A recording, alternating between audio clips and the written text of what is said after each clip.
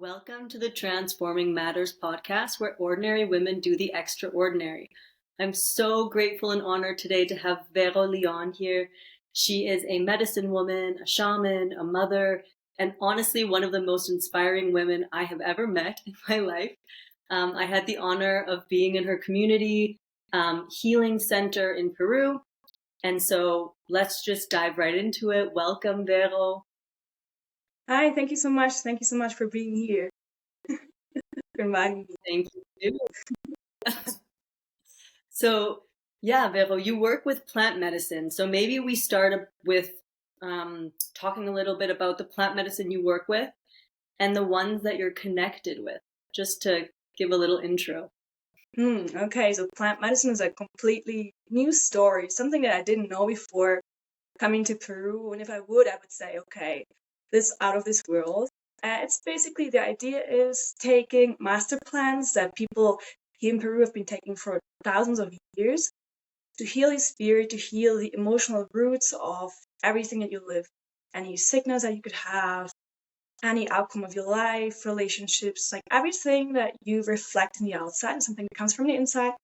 And what we do is we take master plants in a safe setting to to be able to heal the roots of our lives. And the plants that we mostly work with is the most famous one that everybody knows is ayahuasca. And then there's Huachuma, San Pedro, and a lot of other plants that sustain and help in the middle. But yeah, the ones that I'm most connected with definitely is ayahuasca and Huachuma. Ayahuasca was the first plant I ever took. She's the mother plant. She's the grandmother. It's a brew. It's like take like the size of a brown brew from the jungle. And once you take it, it's like going into a different world. It allows you to go into a profound healing space. And it's kind of like a tool because it's not the medicine that's going to heal you. It's not like a pill that you take. It's going to change your life forever. But it's just a tool of going into inner worlds of yourself to be able to see things that we're not able to see. And then, take out the things that you don't need. Maybe like things you have to heal with your parents, with your family, things that you've consumed in the past that are contaminating your life. It's so difficult. You don't even know where to start. But it's just like very, very short. There's the ayahuasca, there's the Huachuma San Pedro, is what we mostly work with. And yeah. Beautiful, beautiful. It's a perfect introduction. I mean, there's so much to talk about. So I'm curious really what led you to work with plant medicine, because this is so different than what most people work with. And you didn't come from Peru, you moved there with your husband. So what really led you on this path of plant medicine? Yeah, first of all, it was love because I got to know my husband and he's a shaman. So I didn't want to do anything of that medicine because it seemed like scary to me, like changing my consciousness. I was never like about taking drugs or alcohol. I never did a lot of those things in my life. So when we got to know each other, I used to stay here at his place and I saw him doing this work and I was like, this is not for me. This is scary. I was actually once sitting in a ceremony for just like a few hours and watching from outside, but I didn't understand anything. But then after meeting my husband, I was just there for a few months in Peru. I had to go back. I had my flight back and my life back home. And I was like, wow, if you don't try it now, like there's no way you're going to do this in Germany. And so many people have said good things about it. So like curiosity is what brought me there. And I tried the first time with him. And I didn't really understand it. So it was like, okay, I got to do it another time. And I did it another time and another time. And I kind of liked it so much that it made me stop studying. So I decided to quit my studies. I decided to quit my department. I decided to come back to Peru. And I didn't know it was going to be my path. I just came here to Peru. My husband was working with the plants and I didn't know what to do, what else to do. So I kind of just sneaked in. I was like, okay, I'm just going to support him in the ceremonies. Music is a big part. I'm a singer, so I'm just going to help him.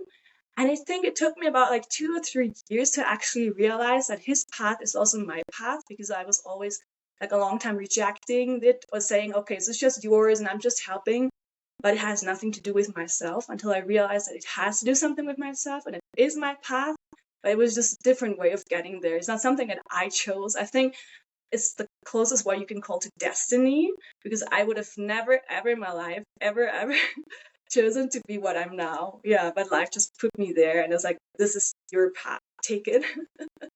Wow. Yeah. I mean, that's so strong, like you just end up in this work. And I've sat with you, so I know how incredibly powerful you are and how great you hold the space. So it's also such a gift for people. And it's so incredible that the universe planted it in your hands in this way. That's Um, strange. I mean, it makes you think about what abilities do we all have that we don't use, Because I was most of my life just led by fears. Like usually I took decisions by fear. Like, no, this is like scary. I'm not going to do that. But like our potential is behind our fears. Imagine all the abilities that we all have, but we just don't explore them. We don't exploit them because we are just scared. Just don't know. Yeah. Absolutely. And then to be open and to take opportunities, which otherwise we wouldn't take. I mean, you wouldn't be on this path. I wouldn't be on this path. So it's so true that when you just go into life, it changes everything. Wow. Really, Hmm. wow. Um, just to back up a little bit. So before you were in Peru, you said you were studying. Do you want to share a little bit about what you were studying? You said a little bit about music, just to have a background also. Yeah, it's so interesting. Is what I always say is that whatever you do in your life, whatever you work, it finally leads you to your final path. Is what I feel. So nothing is a waste of time. So right after my study, like right after finishing school, I went to music school for 2 years.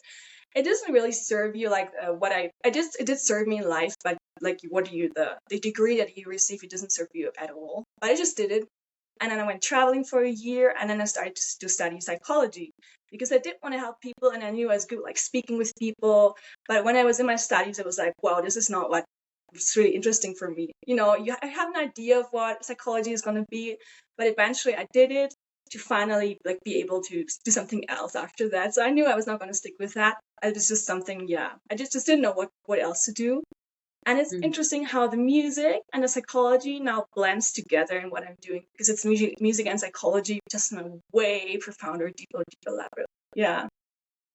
So Absolutely. I was leads there. Yeah. Yeah, you were like on the path, and then it was like just a level deeper, like, no, we go here instead. It's Exactly. Yeah. amazing. Yeah. So, so you mix together your psychology, you mix together your music, and now you're basically holding ceremonies. So, would it be safe to say that you're a medicine woman? Can we use that term? Yeah, that's usually the term that we use. We don't use so much the term of shaman because it's like it's kind of like different what it means to be a shaman. But the term that we use nowadays is medicine woman, medicine man for the work that we do. Yeah, definitely. Beautiful. So, what does it mean to you then to be a medicine woman? It's basically it's a commitment. It's not just that I'm serving medicine to other people and creating a safe space because that's what it is to the outside. To the outside, it's creating a safe space for people to take plant medicine that change their consciousness and help them to heal. And but that's just the outside because being a medicine woman, being a medicine man is a compromise because in ceremony you only can share what you have yourself. So you have to heal first to be able to share that with other people. So it's not just about doing sometimes ceremony, but it's a complete life change. For example, as for my habits, I'm not drinking alcohol. I'm hardly eating meat or fish. I don't do any chemical drugs. I don't do any marijuana. It's a lifestyle because if you have a bad lifestyle, you're gonna give this to the people in ceremony because the space is so sensitive, it's all energetic that you really Mm. have to take care of yourself to not pass this to other people. So it's basically healing myself through serving to other people. That's a beautiful thing. It's not just helping others, but it's helping the others by helping myself. And yeah, it's like, yeah, it's a beautiful circle. Yeah. And it's Mm. definitely a compromise. Yeah, It's not just a game, absolutely. yeah. Because there's a lot of people who feel a call of doing medicine. There's a lot of people that go into ceremony and be like, this is beautiful. I want to do this also. I want to share this.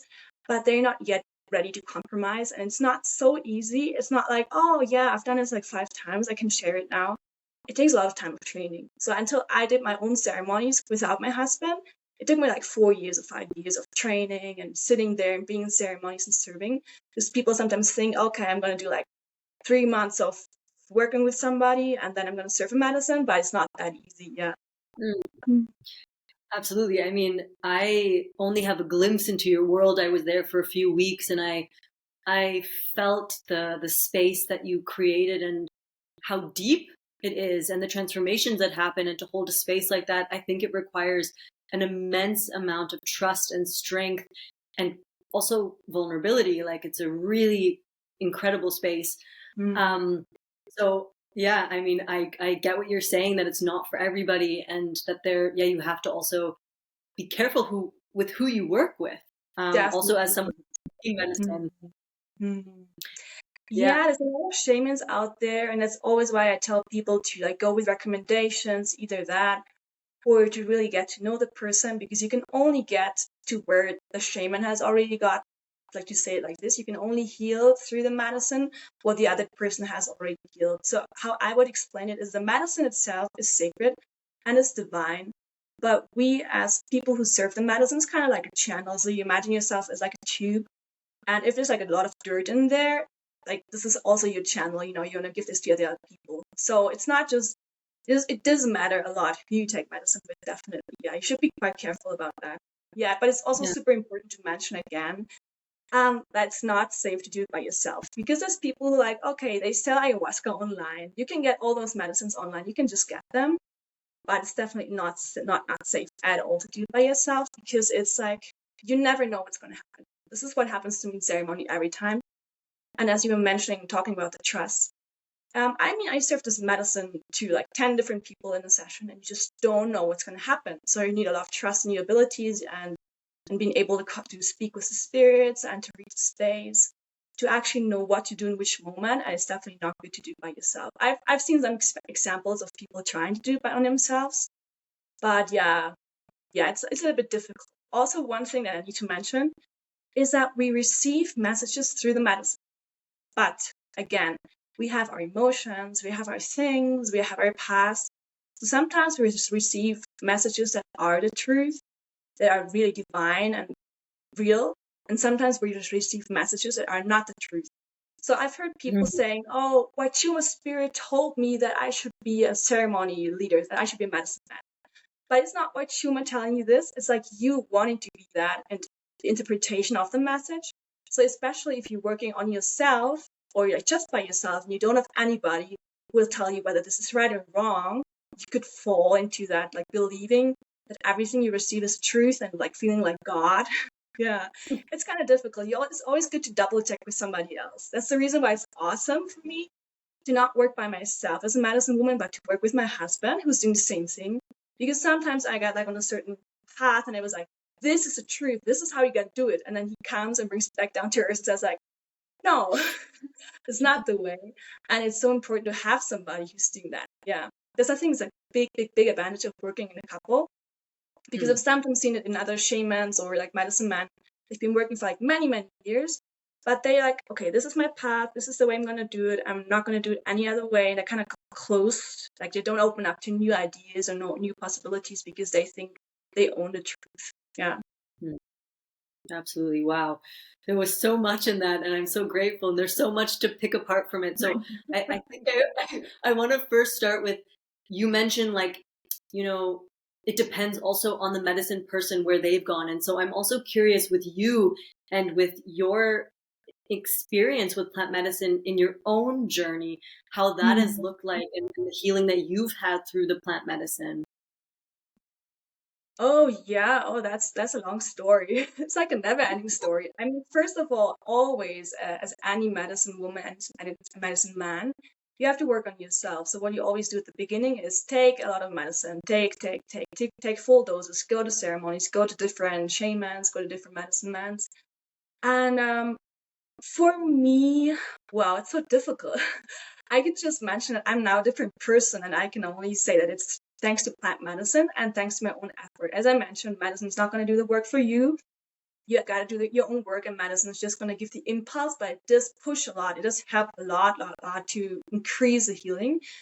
But if I just think of myself like maybe 6-7 years ago before going to this path, first of all, physically, it changes you a lot. So I was like, way heavier, like 10 kilos more of weight. You could tell it was like emotional things that I was carrying with me that I was not aware of. Like a lot of sexuality, a lot of like insecurities. And you could tell them if I show you like now a photo of like 6 years ago, you'd be able to tell.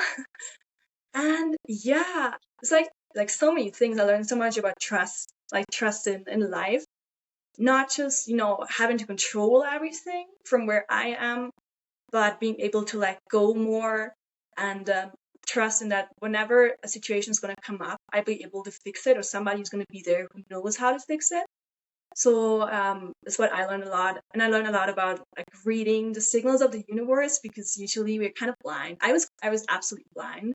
I used to have glasses. It shows like my blindness towards a lot of things. And now I'm rather like, okay, this is what I gotta do, and I just gotta do that. It doesn't matter if I'm afraid. I confirmed it with other people. So this is my path, and it's what I gotta do.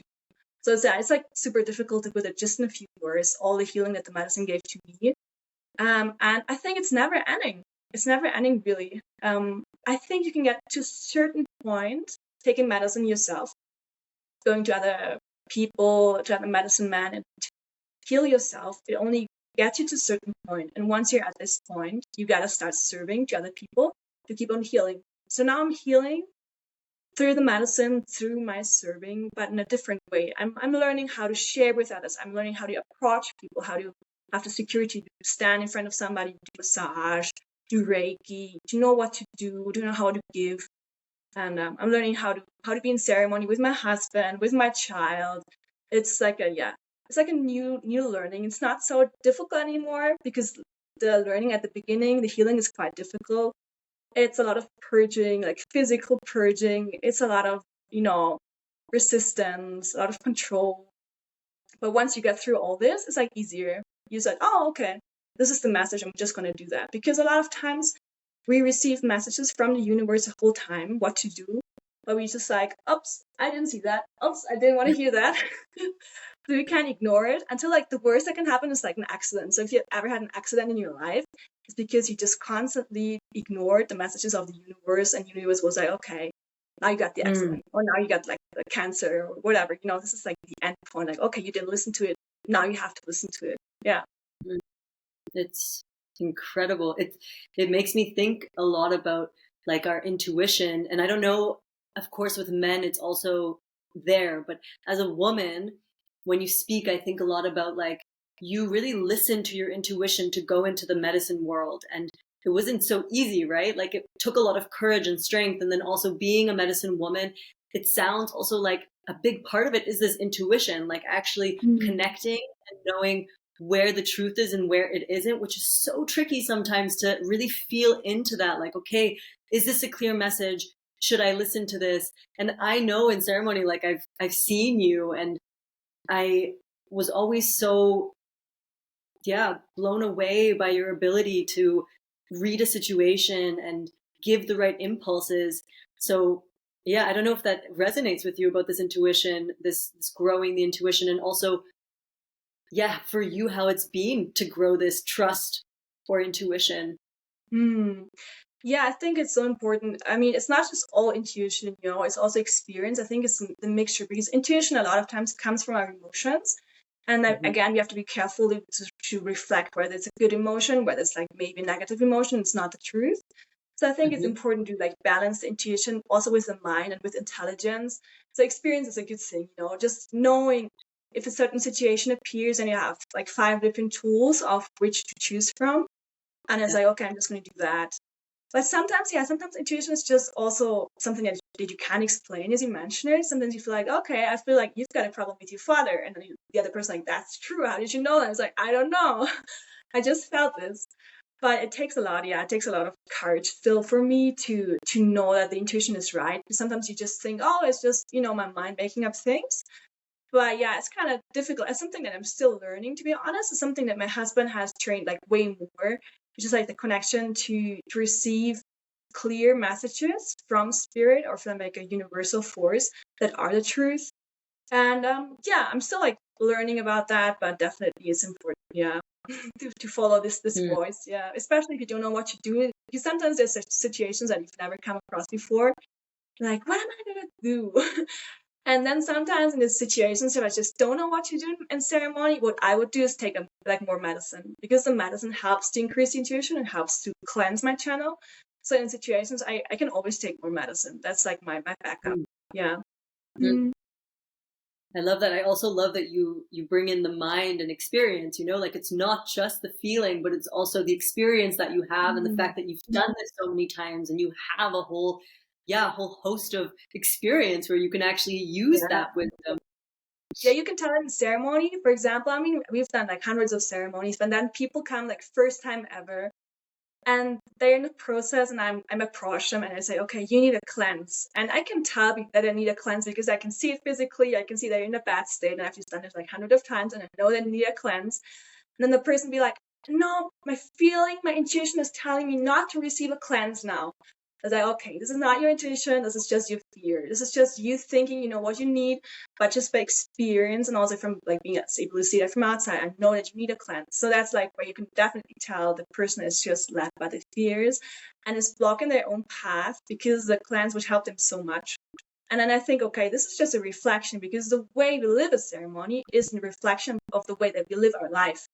So it's like, oh, Mm, this person is blocking their lives like constantly through their fears by not being able to receive help, for example. Yeah. mm.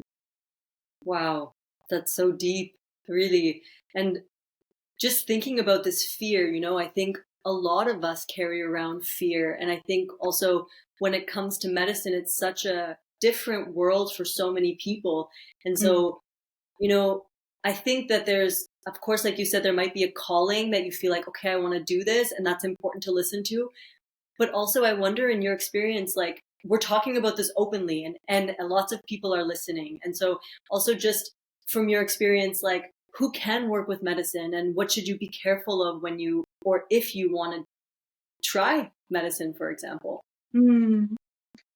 So I think there's nobody who can't take medicine at all. Sometimes in like very difficult cases, for example, sometimes if somebody has like big heart problems or they're very, very sick, then what we do, what my husband does, I don't do that yet, but he does it, is that he asks the medicine. So he consults the spirits and his channel about the person. And I think so far medicine has always told him, make this person come. And he gets instructions about, okay, the person should start with ayahuasca, the person should start with this cleanse. So I think that it has never ever for us personally been any case that we said, okay, we can't take you unless like this, like maybe one case. If people think that medicine is just visions and a playful experience such as chemical drugs, then we might say no. Because if people take chemical drugs, it's like completely different from plant medicine. Although people think it's the same, it's like completely different because it comes from a laboratory and it actually creates like black holes in your aura and it creates a lot of dense energy in your lives. So if somebody comes that has taken a lot of drugs, but doesn't want to step off this path, doesn't want to change that habit, and want to keep on taking drugs and just thinks that ayahuasca is just, oh, I'm just gonna do like a fun experience, just like whatever. Then we probably have to reject the person because you can actually see in ceremony. I mean, it sounds crazy if you haven't lived it yet, but if you see it, then you can tell that it's like a fight between those dense energies that belong to the person in this moment and the medicine wanting to take the dense energy out. But if you carry those dense energies with you, you think it's part of yourself because you've been carrying this for a long time. And usually, what we feel, what we think it's ours because we feel it in our system. But then the medicine comes and be like, take this out, take this out, take this out, and you're like, no, this is mine. So it's like, yeah, this is, I think the only reason when I would say to somebody, don't take medicine is, if they're super in this drug world and they want to keep on taking drugs after the medicine, I would be like, no, because it doesn't make any sense to contaminate yourself, cleanse yourself in medicine, then contaminate yourself again, because you could fall even deeper after that. And it could be just like a terrible ceremony. Yeah. So interesting. So, yeah, I mean, I see that for sure. And I see the potential of the medicine. I mean, my own experience, and I can only speak from my experience because that's all that really exists for me, is just that like I went in with so much respect and also, like you said, a lot of fear. And I think when we first started working together, there was so much fear that I actually felt in the ceremonies, like, I just want to take a little bit. I just want to take a little bit. And like what you were saying before, it's just coming to me how what you're saying that it's also a lot about commitment and trust and coming in with the right intention, because if your intention isn't clear, it's also like it doesn't really work. And in the beginning, I think I was so afraid that I was also blocking my own process.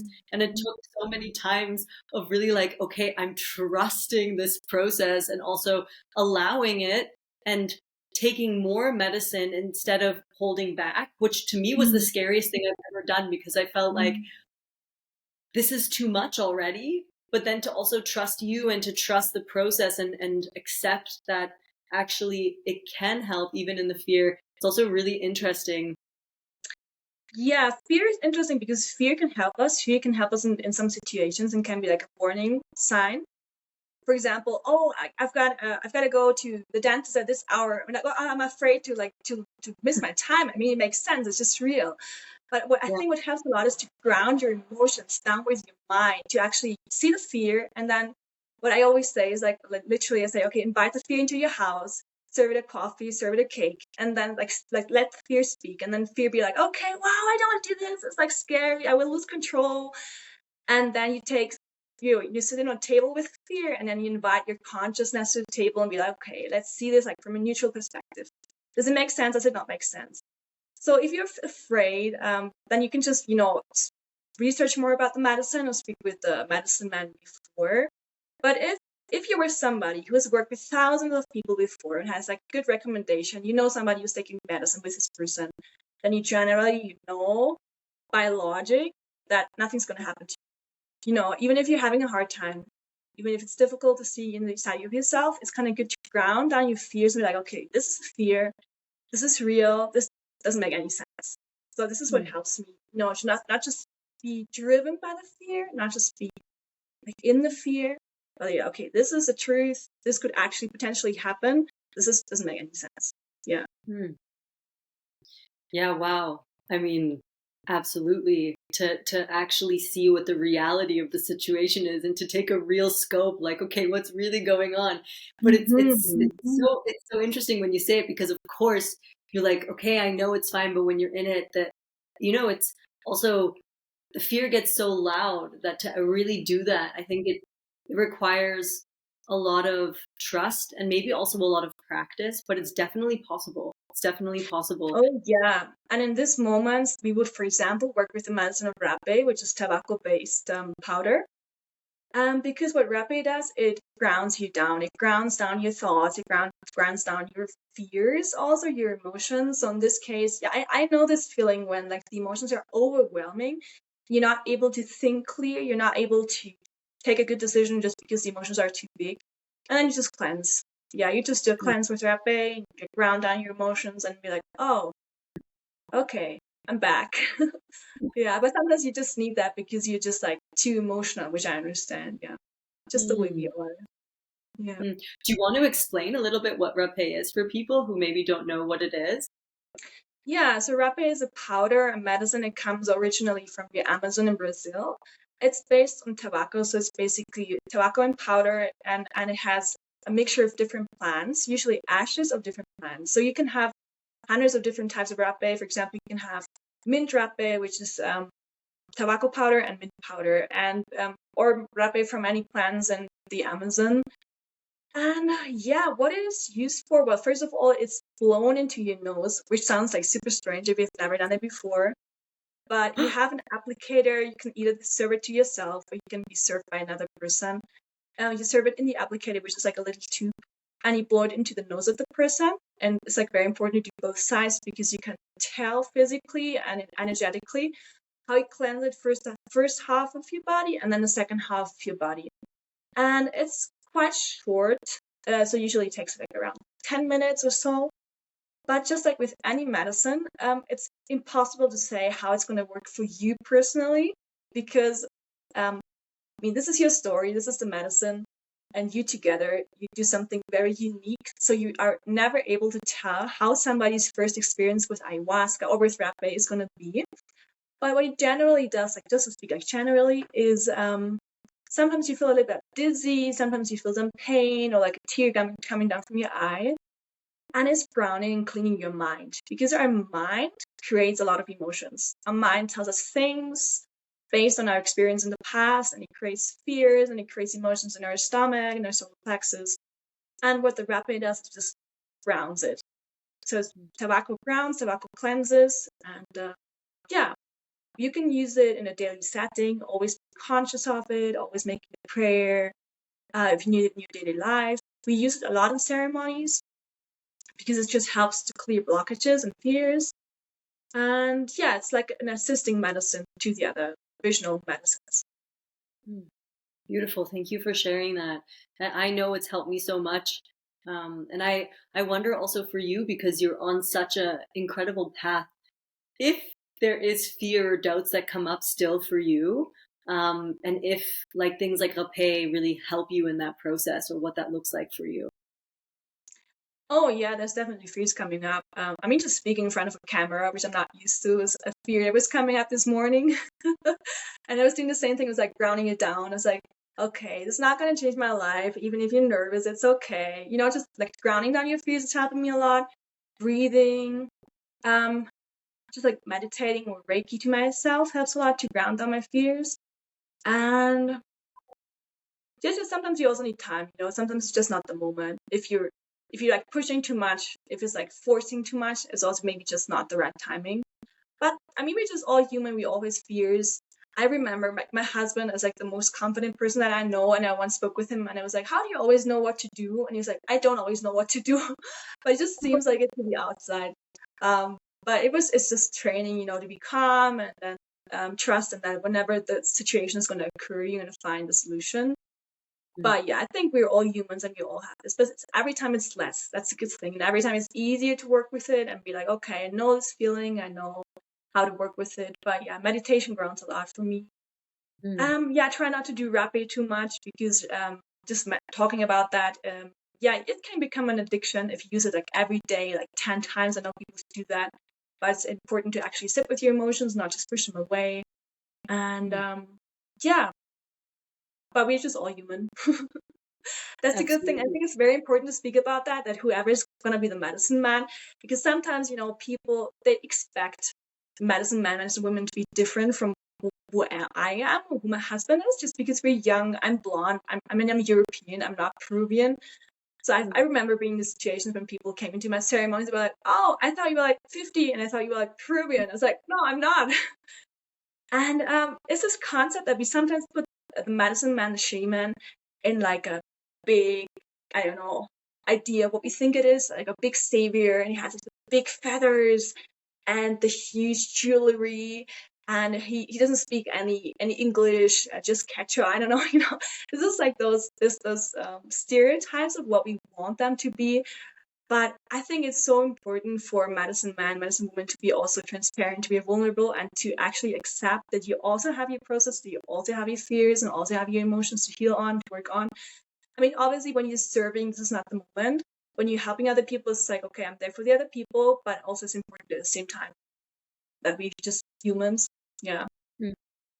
Beautifully said, really. And it touches me so much when you say it, because like when I first worked with you guys, it was the idea I had in my head. I got invited to a ceremony and I thought like, okay, we're going to be these shamans, and then I met you guys and I was like, oh my God, they're like my age. This is so weird. Like I never expected that. It was also for me such a beautiful experience to be able to get to know you and Mitsu, your husband, and like see you as people, not just with like, this medicine woman, medicine man, but I think there's so much beauty in that also, that you guys are so open and so vulnerable and share your humanness, because it makes a more open experience. And I personally have never found a space where I felt so safe. And I think a big part of it is that you're so relatable. Like you're just, very human. And of course you also have a huge host of experience and knowledge and can hold a space so well. And at the same time, you also can connect with your vulnerability and with your heart. And I think that is such a gift. And it also leads me to a thought about you, because you're a woman and you're a mother. And in general, I think being a mother is such a big job. It's like a really, I think the mother is incredible, and sometimes we forget how much work the mother does. And so I also am curious how it is that you juggle being a mother also being a woman and also being a medicine woman, and how you integrate that into your life. Oh, so I think for me now, after like 2.5 years, like my son is 2.5 years old, of having this experience, I think the most important thing is balance. Because I thought there were like moments of my life that I was like, okay, now I'm gonna be a mother, like a full-time mother.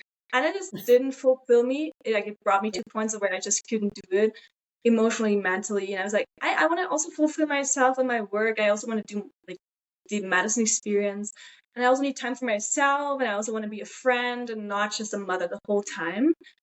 It's interesting. Like, we've had a whole journey with that. Like, our son has been like our big master in the last 2 years. And we've, like, throughout big time, had a lot of help in our house with volunteers or with like caretakers and people helping us with him.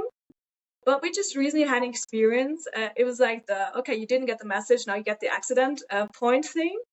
That was like, okay, we gotta change that. It was just recently, like literally a week ago, that life is telling us, okay, this is your son, take over responsibility, don't let other people take care of him unless really, really necessary.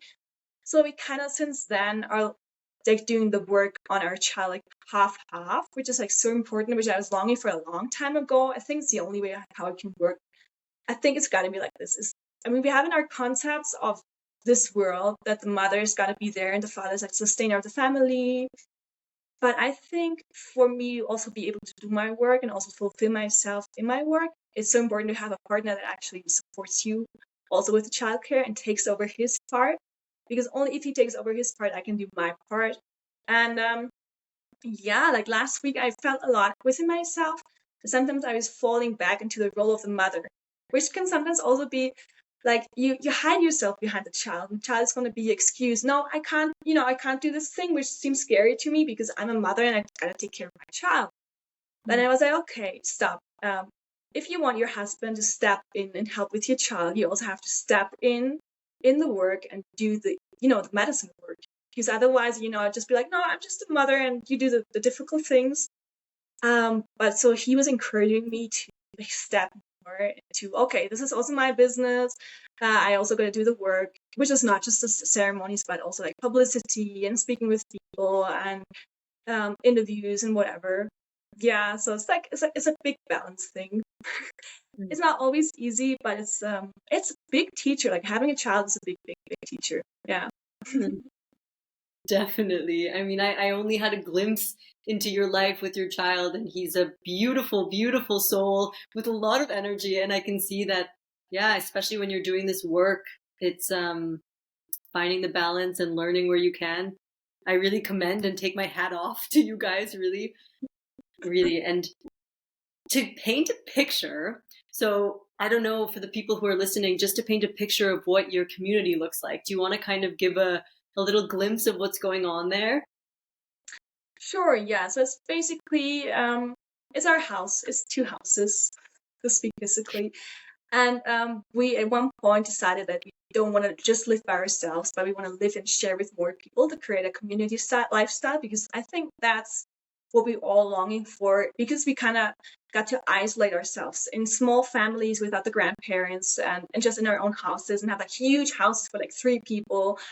So we have those two houses that we're renting, but we're sharing with a lot of different people, which is, well, we have like the main guidance of the house, and we have our volunteers that are supporting us in our work with like publicity, with things that we got to do around the house. Something that we had to learn throughout the time is that you cannot do everything by yourself. Although we like wanted to do everything by ourselves, but it was just impossible to do like the cleaning and the cooking and the childcare and the medicine work and the garden and whatever. So we're learning to receive help. We're learning to trust in other people. We've got an employee who helps us with cooking and cleaning every day. And then we have the guests. Guests come from different parts of the world. Where we live in Cusco, is a very touristy place where a lot of people from all over the world search for the healing or, also, just touristic experiences. And yeah, that's basically how it looks like, the people that we live here. And what we share, especially here in the house, apart from just the community life and living here together, is the healing. So everybody who lives here because they want to heal and they're close to plant medicine. So we do ceremonies constantly. So I think you just went off. I don't see you anymore. Can you still hear me? still here, yeah. Okay, awesome. And I still see you. Perfect. Okay, so just keep on talking. So we do ceremonies constantly in our house, which means that usually once a week we have a healing experience. And usually most of the people from our community participate, which is beautiful to see because it's not just one person stepping closer into the healing and on their path, but the whole house and the whole community goes there to the teepee, to the fireplace, and takes medicine all together. And you can feel how the energy in the house changes. It's very confrontative, which means if you come here, you got to be ready to change. Because there's no way to be in a medicine place with so much energy and so much, medicine ceremonies around you without changing. So you got to be prepared for that, definitely. Also, you got to be prepared for stepping aside a little bit from your own world because sometimes it's easy to just live by yourself because it's just yourself and your necessities. But once you live with more people, you got to be like more attentive about the order, about communication. It's just a space of growing. It allows you to grow more if you live with more people. Sometimes it's difficult. Sometimes it's very, very beautiful.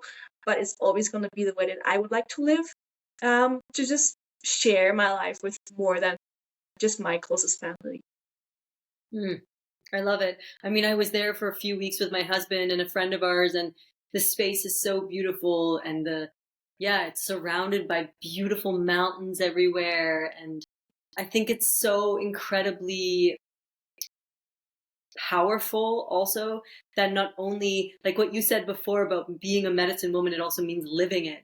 And it's so clear when you come there because you are always in contact with the people and your life is the life that the community is living. And I think that there's so much power in that actually because it's very clear that there's not like, okay, you do the work and then you close the door and like there's like another thing hidden behind it. But like everything is very transparent and people are working together. And like you said, there's deep processes going on. And I was fortunate enough to be able to be in the space. And I can really say that for me, it was one of the deepest experiences of my life.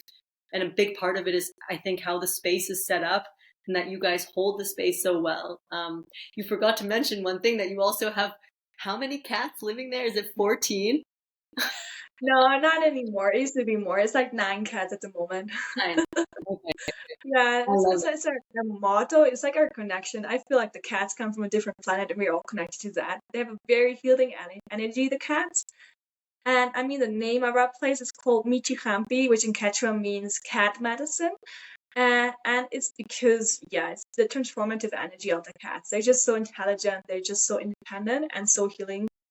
And we love our cats. So beautiful. I also love them.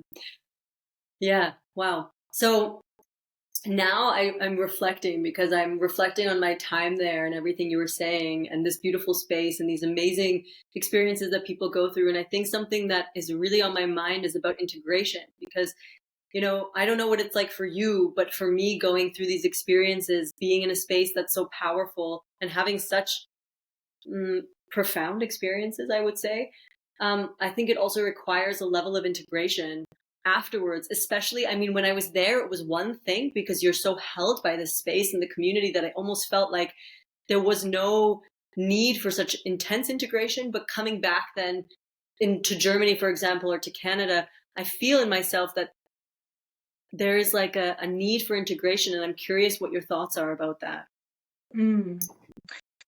Yeah, definitely. Like the biggest work is always after ceremony, after being in a healing space, because it's just a glimpse into a different world. It's just like opening up yourself more. But then you're like, oh, going back to your real life, if you want to call it like that, going back to your habits. Habits are so connected to your space. I found in a lot of studies in psychology that it's so likely to fall back into your old habits if you're in the same space. So that's the reason why, for example, people who are addicted to drugs go to hospital, they go off the drugs and go back into their own life, into their own spaces, and they fall back into the old habits. So I think, first of all, just knowing that is going to help you to process with that. So it might be an inspiration for example, to cleanse your space because there's all the old energy. Everything is energy. And if you've lived like fights or emotions in your house, in your home, this is going to stay there if you don't cleanse it. So the first thing I'd always recommend is, being conscious of that and cleansing your space with Palo Santo, with sage, with whatever incense we'd like to use. And this helps a lot, physically, energetically. It helps a lot to like maybe rearrange some spaces, like paint some walls in a different way, or like go through your old clothes and actually see whether you need them or not need them. It's like one of the first things that I would say it's important to do. Second, I think community is very important. So as you mentioned, it was easier being here, like helped by the community and helped by the whole healing space. But I do believe that spiritually interested people exist all over the place. You just have to find them. Because sometimes you think we're alone. Sometimes you think it's not the truth. Sometimes we think we just make it up in our mind. Or it's so difficult to meditate every time, like just by yourself, not having anybody who's going to do it with you. But if you just start searching for any events that happen around you, like people who are more open to it, I think you're going to find it. Sometimes we're afraid of leaving our friend circle who's not into the plans and healing because we think we're not going to find another new friend circle, but they do exist out there. And I think it's so important to create and find a community to be able to do whatever, go to yoga class together, or just have a cup of tea with somebody who is interested in the same things. I think that's extremely important to find like support from that way. And yeah, also your lifestyle matters a lot. As we always mention, we always give a short document to the people in the hand, which can definitely be improved. I feel like integration is something that's so important. It's like a whole big field. And I'd love to be able to give more support in the future to people with integration. By like, not going right back into eating meat, for example, or just don't watch the horror movies, because everything is energy and everything that you put into your body is going to be there. So if you put meat in there, you put certain vibrations of violence, like low vibrations, the death of this animal is going to be in your system. And sometimes we're not sensitive enough to feel the difference, but it does exist. It does exist. So it's just important to know who you spend the time with, whether there's toxic people, whether you're in a good relationship. Be like more sensitive, like not be like, okay, this is my life, this was like this always. But if you want a different outcome in your life, you eventually have to change something, because otherwise it's always going to be the same. But yeah, it's like a big topic, integration. It takes time, it takes patience. You just always have to be prepared that some part of yourself wants to fall back into old habits. So have to be attentive. Create a community space, have somebody to talk about that. And yeah, cleansing, like internal cleansing, keep on going to workshops, to keep on doing your rapé, keep on going to ceremonies. And I think this is eventually how you will be able to lift up your vibration every time a little bit more, until you come to a point where you can sustain yourself without the need of all those things. Wow. Yeah. There's so much in there. Just 1 second. I still can't see you. I don't know whether this is important or not, but I don't see your screen. Does it have any No, importance? it's fine. I can hear you and I see us. So hopefully everything is fine and we just keep going and see what it's like. Yeah. But I can see both cameras, so I think it should be okay. Okay. Mm-hmm. Thank you. Yeah. Yeah, so this topic of integration, I really appreciate you bringing so much clarity to it, because I think it's a big point for a lot of people, especially coming back to their daily lives. And I actually think, I was just thinking when you were saying that, what we were talking about before connected to fear, I find it really fascinating, because I wonder if a big part of the fear of doing the work is that actually you need to change afterwards, It's like resistance, because you're like, oh, something's going to come of this, And like the integration to me when you were speaking is almost like, okay, it's now actually doing the steps of making the changes. And like you're saying, having the support, and the fear is almost like, do you really want to do this? Do you really want to look at these things, Like, it's actually fascinating. Mm-hmm. Beautiful. So, a few things. If people are interested, and I guess there might be some curiosity sparking, like, is there a medicine that you would recommend for someone who's never done something like this? Or like, how does one, begin to where to go with this? So I think it always depends on your intention, where you're standing at right now, this moment, what you need. Because you can't just generally say, okay, start with this medicine because it's good to start with. I mean, you can always start with ayahuasca, you can always start with machuma, but it's not necessarily what you need. But how can you get the closest to what you need? Is asking yourself, what topics are you actually working on? Sometimes people have no idea what their topics are, so it's good to, first of all, like maybe have a conversation. We've got some documents that we send out. It's called Who Am I? And it's like a lot of questions about your past, about your consume, about your relationships. And then you kind of got an idea of where you got to work first. But it's first cleansing. For example, if you've done a lot of alcohol and drugs and cigarettes, then it's first cleansing. But for example, if you feel identified, what ayahuasca goes to straight away is like more the topics of like feminine topics, is more the topics of the root chakra, the sexual chakra, so family and sexuality, and feminine side, the topics with the mother, with the sister. It's like very, very, very short. And then Wachuma San Pedro, which is like the second option, is more the higher chakras, so solar plexus, heart, and throat.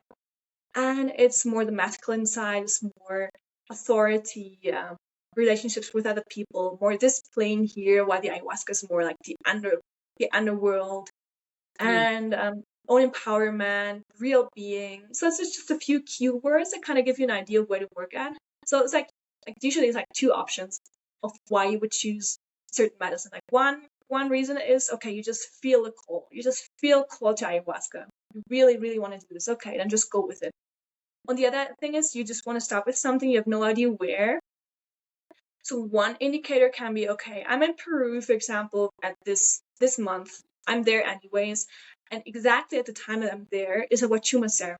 So it means that maybe what I should take is Wachuma. Although ayahuasca is more famous and more popular, Wachuma also heals so much.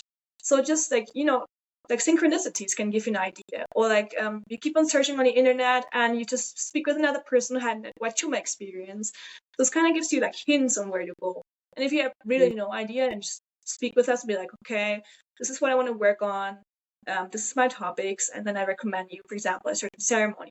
Also, it's super important to know that if you're like really sick or if you want to make really, really big changes, it's usually not enough to just do one session, because the first session ever is, first of all, it's cleanse of all the things that we've consumed throughout our lives.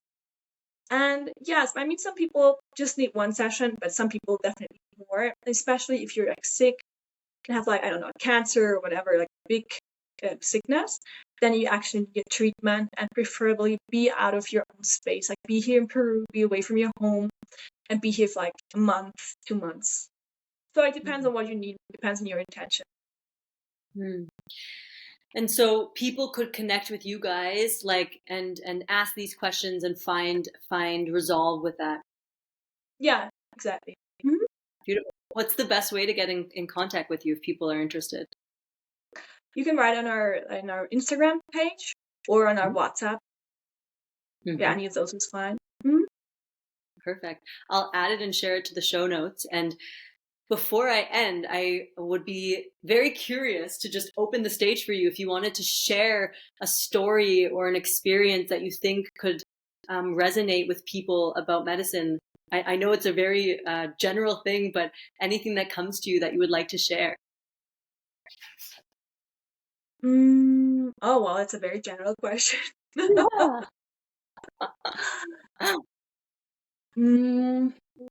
Yeah, that's something I want to share. It's not necessarily 100% with the medicine, but also it is.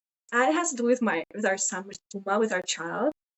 I just feel that we people generally have no idea how children are working. I feel like a lot of times we just don't know what it is. So we do our best, but we don't really connect. And why I'm saying this, because for like last half a year, more or less, we separated our child from the ceremony. So we did ceremonies and he was with another person throughout the whole night. But recently we decided to integrate him again into ceremonies. And like strange things sometimes happens. And it makes me open more up to how a child actually works, like how they're connected to God. For example, I just gotta tell this story, like in the last Wachuma ceremony, like a week or two ago, Puma, our son, was present. He was sleeping. And I was working, everybody was kind of resting. And I was like doing some healing work on the people, smoking some ceremonial tobacco. And out of nothing, he, in the middle of the night, usually when he wakes up, he calls me or he cries, but he woke up. He didn't say a single word. He just stood up, ran towards me, took my hand and pulled me back to our space, like to where I was sitting. It's like so strange. It was like as if the Wachuma spirit would have gone into him, or like some higher force, which is like a behavement, like something I've never seen in him before, saying like, this is not the moment, stop doing the thing with the tobacco, go and rest and work on your process. I was like, wow, like this is so interesting. And then also in last ayahuasca ceremony, I realized that every time he woke up throughout the night, he was like giving me hints. He was like trying to work with me and telling me what to do in the ceremony, what not to do. So every time he cried, it was because I didn't hear the message. So he was like trying, sometimes he like in his sleep would like push my hand and be like, go over there to this person, help this person. But sometimes I'm just like, this is not the truth. This is like crazy. How would you do that? But then like I'm starting to comprehend that this is actually the truth. Wow. And sometimes when I go out of the context of ceremony and see it like this in the everyday life, I do see this hint sometimes. So he gives me hints with his behavior, with the way that he behaves. He tells me what to do and what not to do. I'm still learning about this. Like I'm starting this study, but I feel like if we would be able to see our children this way and not just like as creatures that we taking care of, sometimes they're annoying, but if we can actually see them as channels and as if it was in medicine, you know, it's like taking Wachuma every day. But it's like something so interesting that I think we have no idea about. And I will be able to tell you more, like probably in a few years. But just seeing this first experiences of him in ceremony, incorporating, doing strange things that I've never seen before. It's like, wow, there's like something more behind that. And I'm extremely curious about that. Because, I never wanted to be a mother in my life. Now I am a mother. And I think it's like, wow, it's absolutely fascinating. I mean, it challenges me just like every mother, I think. But it's like, there's like so much more behind it. It's like, it's a big mystery. Yeah, and I'm excited about that. Wow, Vero, thank you so much for sharing. I have goosebumps up my whole body when I hear this story. It's just really amazing. Also the shift of perspective that, they're not just like crying or whining, but to really like connect with what is it that they're trying to tell you, and to really feel that is like, wow, the magic, the medicine that comes from your child is so powerful if you can connect with it. Thank you so much for sharing the story. It's really, really beautiful. So beautiful. Such a little, ball of energy and medicine himself he is. Thank you, Vero. Thank you so much for sharing. Thank you for your time. Thank you for all the wisdom that you gave us today. I'm really, truly grateful. And for those listening, if you want to know more or have the call to join this beautiful center for some time, I will put it in the show notes so you can check it out yourself. And again, I really thank you for the work you're doing. It's really transformed my life and the life of so many people I know. So it's almost hard to put in words how grateful I am. So I just say thank you, and thank you, thank you, thank you. Thank you so much for being here. Thank you so much for the opportunity and for being so brave of sharing this with the world. Thank you so much. I'm very happy to be here. Thank you, darling.